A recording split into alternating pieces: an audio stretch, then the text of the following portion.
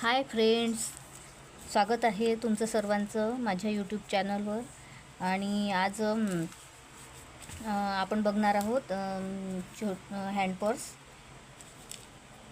आणि मी त्यासाठी बघा, मी 9 इंच लांबी आणि 5.25 इंच रुंदी, 9 इंच लांबी आणि 5.25 इंच रुंदी असे मेजरमेंटने समान आकाराचे दोन्हीही पीस मी कट करून घेतले आहे. आणि बघा, वरतं मेन फॅब्रिक, मेन कापड आणि मध्ये गोणीचा कापड, हो राईस बॅग, तर त्याची ते गोणी, त्याचा कापड आणि खाली आपलं अस्तरसाठी कापड. तर असं मी तीनही स्टिच करून घेतलेले आहे हे दोन्ही पीस. आणि आता मी हे पर्स बनवणार आहे. तर चला मग मी बनवायला सुरुवात करते. याला चैन अटॅच करणार आहे.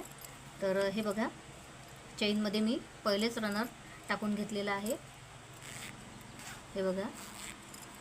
आणि वरतून लावण्यासाठी 2 ह्या पट्ट्या पण घेतल्या आहेत चैनवरती लावण्यासाठी, आपली चैन लावल्या जाईल यासाठी. तर चला मग आता मी सांगते. तर हे बघा, मी अशा प्रकारे आता चैन ही उलटी, कापड हे आपलं सरळ आहे आणि त्यावर अशी चैन उलटी ठेवून मी आता ही शिलाई मारून घेते.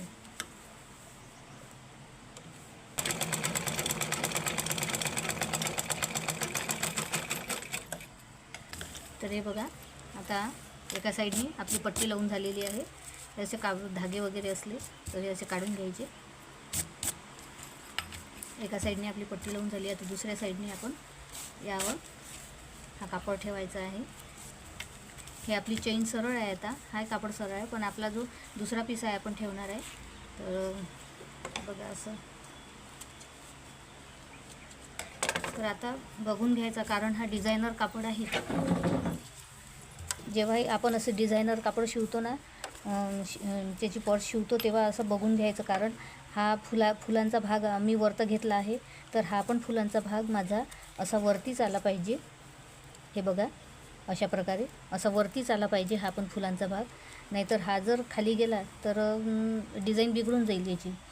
हा डिझायनर कापड आहे आणि इकडून फुलांचा भाग आहे, तर इकडूनही फुलांचा भाग आला पाहिजे घ्यायची.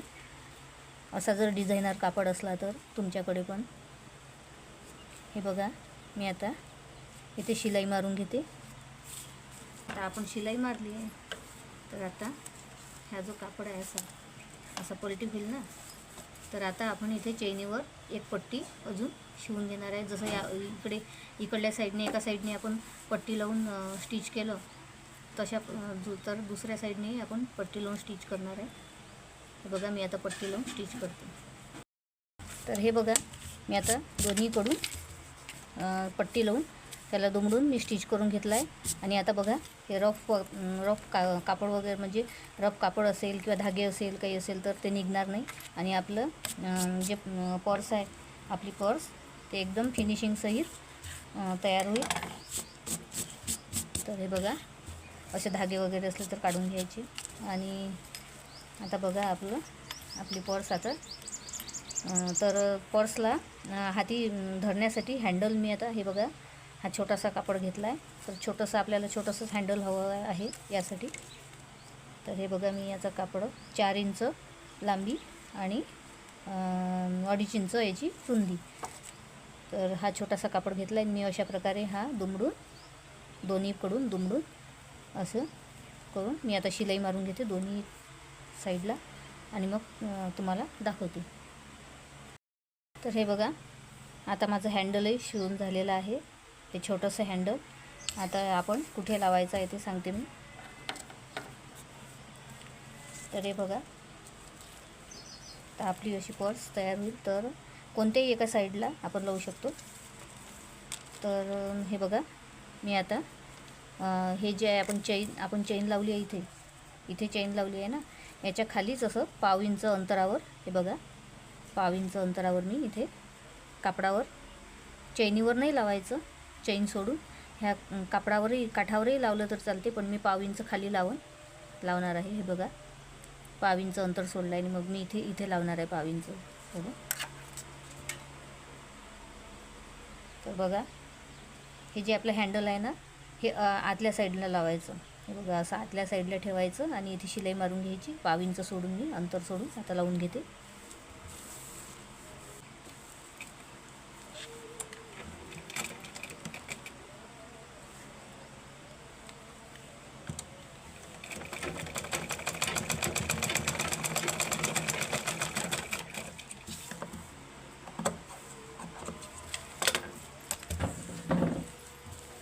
हे बघा, 2 शिलाई मारून आपलं हँडल हे आपलं पूर्ण लॉक करून घ्यायचं, म्हणजे निघणार नाही. आणि आता मी याला पिसाला असं दुमडून घेते उलट्या साईडने.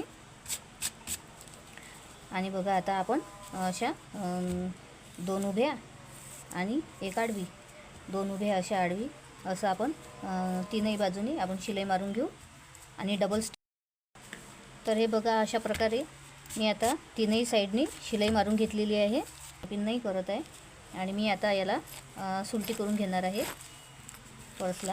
हे बघा, आणि खालतून जेव्हा आपण इथे म्हणजे इथे शिलाई मारतो तेव्हा इथे जो त्रिकोण तयार होतो, इथे थोडासा असा कट द्यायचा, थोडासा, म्हणजे आपली जी पर्स आहे ती उलटी करताना, सुलटी करताना आपल्याला म्हणजे ते जे कोणी आहे ते व्यवस्थित निघेल बाहेर. त्यात ही बॅग आता सुलटी करून दाखवतो तुम्हाला. पर्स